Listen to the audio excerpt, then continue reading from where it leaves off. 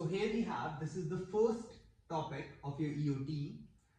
Represent a point in 1, 2 and 3 dimensional space in terms of its Cartesian coordinates. Represent a vector in terms of its components in Cartesian coordinates in 2 and 3 dimensional space.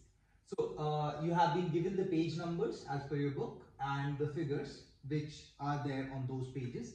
And what we have done is we have accumulated like all the questions, the pages and everything together so that we can cover it. You can find this in your book, page 18 and page 22. That's first question here.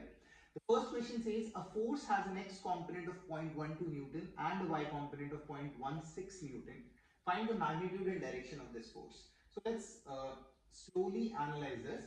There is a force which has an x component of 0.12 Newton and a y component of 0.16 Newton. Now, if we consider this, the x and the y component part, here, the x component is something, let's say if this is the force, then the x component is this and the y component is this. That means what is the impact of this in the x direction and what is the impact of this in the y direction. That has been given to you. So you have been given fx, is this, and you've been given fy, that is this, 0.12 and 0.16 Newton. Find the magnitude and direction of this particular force. You have to find magnitude. Magnitude of any vector, like if this is a vector, is the length of the vector. So if I know this length 0.12, if I know this length 0.16 and I need to find out the length of this particular vector here, what am I going to do is that I will use simple basic Pythagoras theorem, that is because it's a right angle triangle. So root this square plus this square. So magnitude of f turns out to be root over fx square, that is the x component, plus fy square, that is the y component. 0.12 square plus 0.16 square, eventually you get 0.20 Newton. Whenever they ask you for the magnitude of a vector, they are asking for the length of that particular vector. Now, when we say that we need to find out the direction of this force, now this is where some people get confused. Whenever they call or whenever they ask for the direction, direction simply means that in which side it is pointing to. Now, whenever we refer or whenever, let's say if I have to present that there is something in that direction, so I'm pointing it towards that direction. Whenever I have to mention direction, I need a reference. That means, let's say X place or some mall is in the east direction. From where? From that roundabout. So you need to mention the reference point whenever we represent the direction.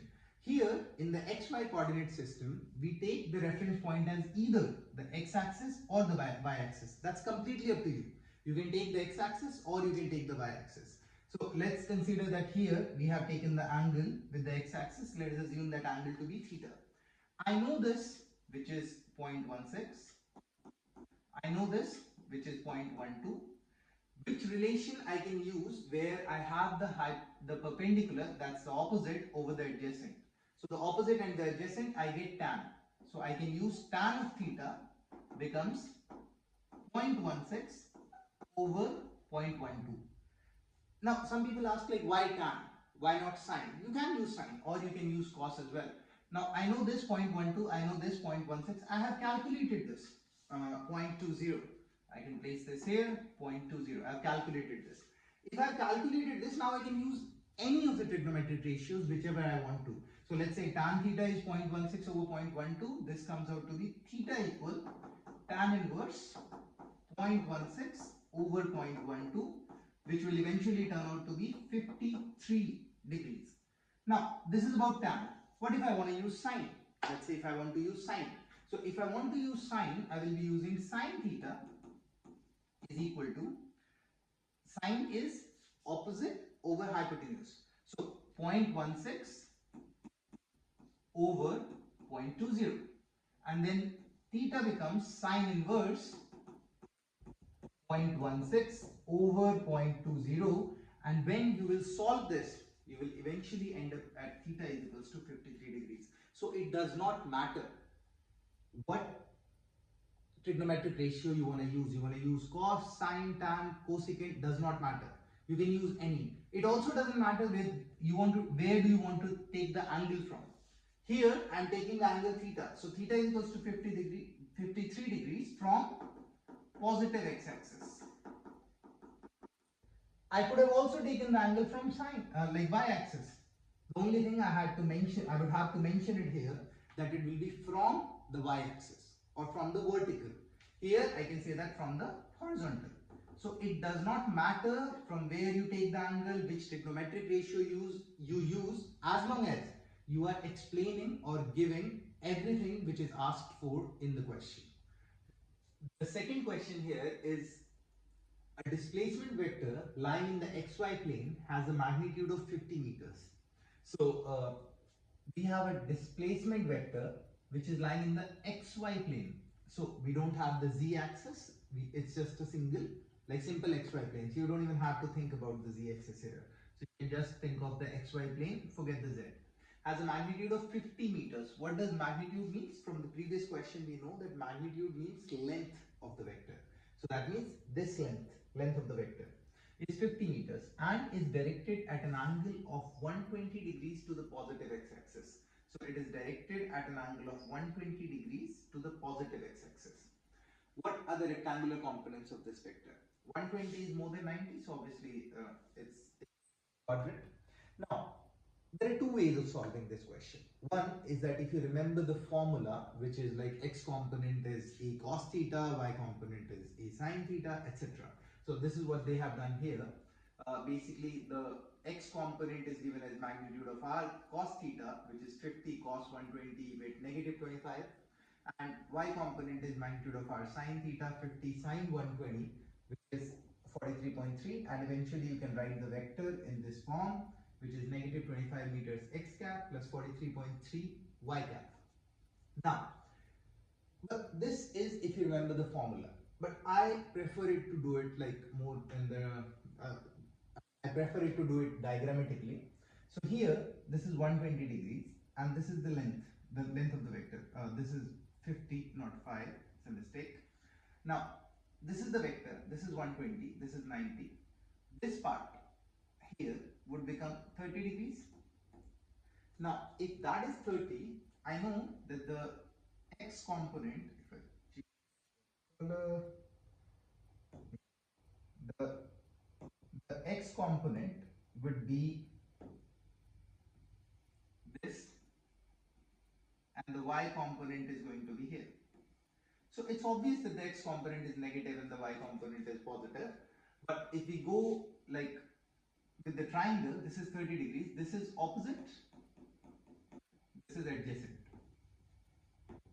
And if that is opposite, this is adjacent, I can simply say that if this is 50, so this becomes 50 cos 30, and this becomes 50 sin 30. So my y component or my x component is 50 sin 30 in this direction, or I can say that negative 50 sin 30. Yeah. Or this could also be written as 50 sin 30 minus x cap. They both mean same, is the same thing. And the y component would become 50 cos 30 in the positive x direction. So 50 cos 30 plus y cap. And my vector turns out to be 50 sin 30 minus x cap, which if you solve it will come out to be 25. And 50 cos 30 would come out to be as 43.3. So it's the same result, but solving it diagrammatically makes it easier because you're able to visualize it and you can understand the angles. So this is how we represent the rectangular coordinates of the vector r if I know the magnitude and the angle or the direction. Okay, moving further. The third question in the same order is vector A is in the direction 34 degrees. So I have a vector A is in the direction 34 degrees clockwise from the negative y-axis. Now see, this is where diagrams help. If you understand the vector diagrammatically, it makes it easier. So 34 degrees clockwise from the negative y-axis. Always remember, whenever we take the angles clockwise, generally it is considered to be as negative, and anti-clockwise is considered as positive. But if we know the diagram, if we understand or visualize the diagram of it, we don't have to care about the negative and positive. It makes it so much easier. The x component of A is negative 16. What is the y component of A? That we need to find. And what is the magnitude of A? First, slowly, first try to visualize what the question is saying. Vector A is in the direction 34 degrees clockwise from the negative y-axis. So this is axis, this is the y-axis. 34 degrees from vector A is in the direction 34 degrees clockwise from the negative y-axis. So this is the y-axis, this is clockwise, this is anti-clockwise. So clockwise from the negative y-axis. Now this is the negative y-axis. So I can say that 34 degrees here. It's fine, exactly the same. Now the component of A is ax equal negative 16. So now this vector would have two components, obviously. One here, that is ax, and one down here, that would be ay. Because resolution, this vector will have two components, like one, this vector would have an impact in this direction and downward direction. So if this is 34 degrees, now what is the y component? That's the first question. Ax is given to us 16. Negative is just that because it is in the left direction, so that's why. So 16 meters, negative. Now, they're asking what is the y component of A. So first thing I need to find this. Now, if you understand the diagrams and the trigonometry, it makes it so much easier because now we have this. This is a triangle. And in this triangle, this, because this is 16, so this becomes 16. This angle is 34. This angle is 90, and you need to find this. If I have, this is opposite, this is adjacent. If I have the opposite and the adjacent and the angle, I can simply use tan. So tan of 34 is equal to opposite over adjacent. Tan 34 becomes opposite, which is 16, over adjacent, which I don't know, that is y. I need to find what is the y component. That's the first part of the question. What is y comes out to be from here? If you solve it, you can solve for, like in the calculator, straight in. It will come 16 over tan 34. And whatever the result comes out to be, it will come out to be 16 over tan 34, 23.6 meters. 6 meters. And as it is in the downward direction, it would come out to be as negative. So that's why we say negative 23.6 meters. That's the result. What is the magnitude of A? Now the next part of the question. Now magnitude of A means length of A. So that means I'm looking for the length of this particular part. If I know this, which is 23.6, and if I know this, which is given to me, that is 16, I can find this. That will be what? Pythagoras root over 23.6 square plus 16 square. 16 square. You get the magnitude of it, that is 28.6 or whatever the values are. So, because I have not made this PDF, so I cannot be sure about the calculations here. But yes, this is how you can solve it, and always re-verify the answers which have been given here because they may be wrong.